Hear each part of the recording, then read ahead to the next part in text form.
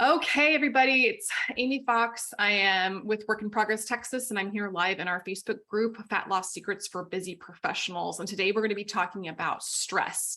We could not do a 22 gut reset challenge, which is almost coming up to an end on Monday here, without addressing something that's really massive in everyone's life. And stress is a big conversation piece. And I say it's a big conversation piece because I'm going to take a stand right now and say that the reason that people can't lose fat or lose weight more than likely is going to be about stress. In fact, my stance is that it is almost impossible to lose fat and keep it off if you are in a high stressed state. And notice that I said lose fat and keep it off, because if you've never been in a deficit before, or you've been overeating for a long period of time, it is that's how you will lose weight. I mean, you have to be in a calorie deficit in order to lose weight. So if you've never been in that deficit and all of a sudden you're thrown into something like that, you are going to have a response, even if your life is chaos and super, super stressful, but it's not necessarily sustainable long term.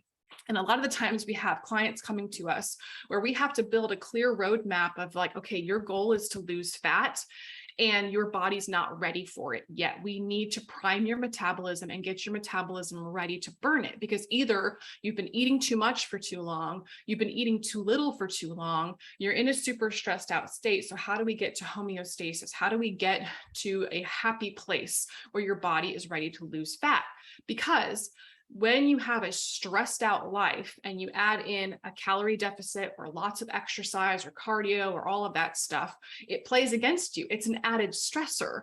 So we have to make sure, how do we limit the stress in your life to make sure that you're ready for fat loss, because that is an added stressor to your body. And if you think about it, our ancestors, like everybody's had issues, like, and challenges and tribulations, and survival of the fittest kind of thing has always been a stressor, right? You hunted, you gathered, you ward off predators, you build your tents and your houses and your civilization, and you come up against certain things, disease, war, whatever, right?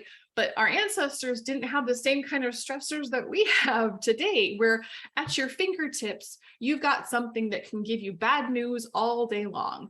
And social media and the media and algorithms are meant to keep you like in this stressed out state. And you almost have to like search really hard for good news sometimes. That's why there's certain Instagram accounts that I follow that make you laugh, or the good news movement, or, sweet stories, or people helping each other, because I need that in my life.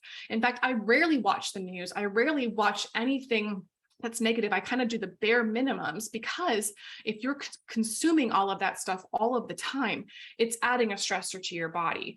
If you've got relational problems, pet problems, a sick family member, a stressful job, like a sick kiddo, like there's so many other factors that can be thrown into your life, and your body will respond in a stressed out state. Your body's meant to handle stressors, but we definitely throw way more at it than ever before, because you can know what's happening in Germany and Canada and Africa, while you know what's happening in America. So it's really challenging to kind of like, sometimes you just have to like live in your bubble or shut that stuff off so that you can do a little bit of a reset. Because if you think about it, like the people who were doing the Oregon Trail, they were all about survival and rattlesnakes and predators or whatever, surviving the elements. And that was their current stressor, but they still had like probably a healthy circadian rhythm, because they woke up with the sun and went to bed with the sun. They didn't overeat because they weren't, they couldn't overeat. You had to eat enough to kind of fuel yourself properly. And that was their stressor. But that's kind of like, I think that primal instinct is how our bodies were meant to handle stress. So when we have clients that come to us, we look at their life and we say, okay, pause and slow down. I know that you wanted to lose the 20 pounds like yesterday, but we have to look and build that foundation that you can always come back to when life turns upside down. Like we mentioned earlier this week, when you start to make changes in your life and healthy changes, your body and life and circumstances are going to fight against you. You're always going to have things fighting against you. So what is the foundation to reduce stress or stress management? Because that ultimately is what we are starting with clients. It's like, hey, we're going to get your body and metabolism primed and ready to lose weight. And here's how we do that. The first thing is we're going to monitor your sleep schedule. Are you prioritizing sleep? Are you getting 7 or more hours a night? Yes, mamas with young babies, for certain circumstances, that plays against you. So we will always prioritize sleep. We will prioritize prioritize taking a nap. We will prioritize sleep over anything else. That will be always number one.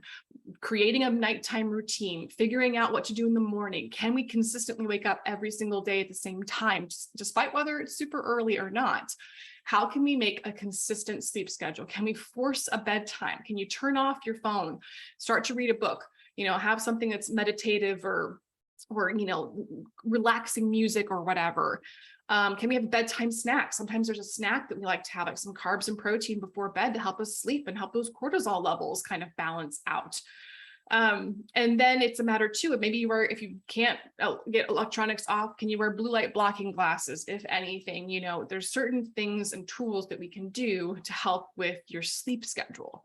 The second thing is going to be hydration. We've talked about hydration in the group before. We talked about electrolytes. We talked about focusing on water intake as your main liquid source that you're consuming along with your other beverages of choice, and making sure that you stay hydrated throughout the day. There's so many people we come across where that is not a priority. They're not even drinking the minimum, which our minimum requirement or ask is at least half your body weight in ounces of water. That's a good thing to aim for as a baseline. And then of course, if you've got extra exertion or exercise, you add in some more along with some electrolytes too. So hydration is number two. And then number three is, are we fueling properly throughout the day? If you start your day off with protein, it is really easy. It's much easier to hit those protein goals the rest of the day if you start out strong in the morning. The first thing I do in the morning before my hour-plus walk or my workouts or whatever is I consume some protein powder with some glucose, and maybe I throw in a pre-workout every once in a while. And right then and there, I'm starting my day off with about 150 calories just to wake my body up, tell my cortisol, like, hey, cool, I'm ready to do my day. And I'm starting with 20 grams of protein right off the bat, mixed in water, super quick. Simple. And then the rest of my day, it's actually super simple when I know what food combinations I need to hit my protein goals. So even though we won't necessarily focus on all of the rest or the carbs or fats or whatever, we'll just focus on, hey, I want you to eat within about an hour or two of waking up, especially before a workout. Fuel properly throughout the day, and we're going to monitor your protein intake. So maybe 30 to 50 grams of protein at every single meal, depending on whether you're male or female and your height and size and all of that stuff.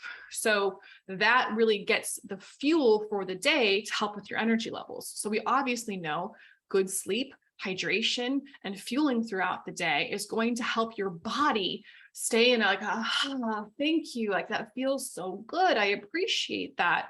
So it's not stressed out. So when you have stressors thrown at you, you're able to better manage them. Then when we get that foundation built, we build off of there. Okay, now it's time to get some more steps, get some more walking and get some more activity in, go dance in the living room, go, clean the toilets, like do some adulting to get some extra steps and movement in. Then we talk about obviously food quality, micronutrients, macronutrients. How can we kind of improve your consumption? Make sure you've got consistent calories, make sure you're eating enough. Like if you're chronically under eating, you're keeping your body in a stressed out state, and it's going to hold on to the fat. It's not going to release it because it's thinking that you're stressed out. I have to protect it. Like your body is going into protection mode when it's dealing with massive amounts of stress. And again, a deficit and a lot of exercise is a stressor. And that's kind of the foundation. And then if things go chaotic, like life slaps you in the face again, something tragic happens, something massive affects your sleep, or you're going through a really bad week, we go back to the basics of sleep, hydration, and protein consumption throughout the day, like just a 3 little step checklist. And it will always be sleep first. Like if we can only focus on one thing, it would be sleep. And then you basically are getting your body ready to add in the extra stressor of okay, we want to lose some fat. We're going to stress your body out a little bit so that it responds. Because what we're doing is we're shrinking the fat cells. I know it's kind of weird to think you don't necessarily get rid of them unless you do liposuction. If you do liposuction, that does permanently remove them, but they'll just fill up in other parts of your body. So it's kind of like, if you want to get liposuction, go for it. Totally fine. Cool sculpting, sculpture, whatever.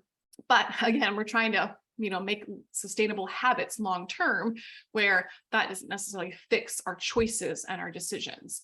So, with so much stuff being thrown at you, you have to look at your life and be like, okay, where can I make some adjustments? What do I need to prioritize first? And I promise you, if you do sleep, water, and consistent protein intake throughout the day and make that your foundation, go back to that anytime you fall off the wagon or whatever, because that's just life. I promise you that is going to help your body be ready and healthy and able. We shouldn't be in a calorie deficit all of the time or trying to aim for a calorie deficit all of the time. And if you get this foundation built and you start to build your calories or reduce your calories, depending on if it's overconsumption or underconsumption, you're just leaving your body in a much better position to get to your fat loss goals in particular, but also just life in general. Like you don't know what's going to be thrown at you. So if you at least have those checkpoints to kind of, check in with yourself and see what you need to do to kind of do a little bit of reset, that's the best foundation we can give.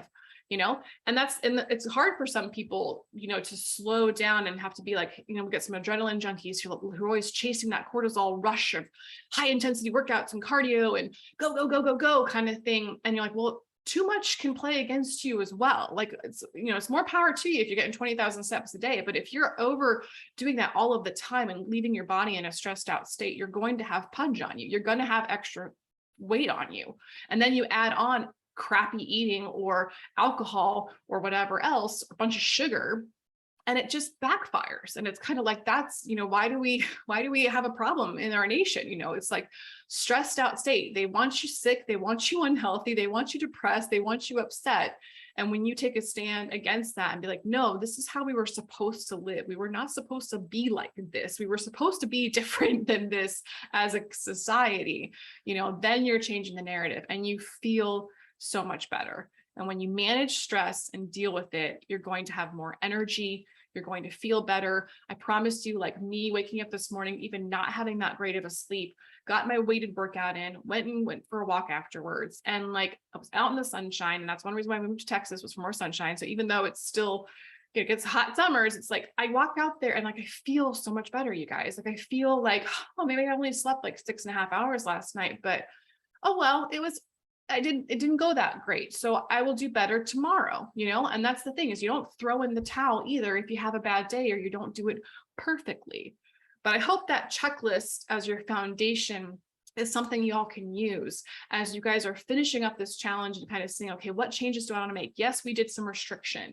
Yes, we took some things away, which is an added stressor, but did that result in you feeling better, having more energy, assessing what you might need to remove from your life on a regular basis in order to feel this way and remember how you feel? So that's my spiel on stress. I truly believe that it is the foundation. In fact, I feel like I would change my whole advertising of our coaching business around stress management in some way, because that really is who we're trying to help. Stressed out, career working people who are struggling to feel good and have energy, and then that stubborn fat loss the fat that's just not going away. How do we manage that? And obviously the accountability and working with somebody helps you create that roadmap that's perfect for you and what your situation is, because you can Google all of this stuff. You can Google about stress and all that stuff on the internet. You can put in your macros and calories and figure all that out on the internet, but the internet doesn't know you. A coach will know your situation and know what you're doing. And that's why you consider asking for help if it's just too hard to do on your own. But if anything, I've literally given you the foundation that I would give my clients. So, hey, take it. Let me know what you think. That is what I have on stress. And I really appreciate y'all joining us and watching live if you're on live. And like I said, I don't look at the comments so I don't distract myself here. But I love you guys. I appreciate you watching. Have a wonderful Saturday.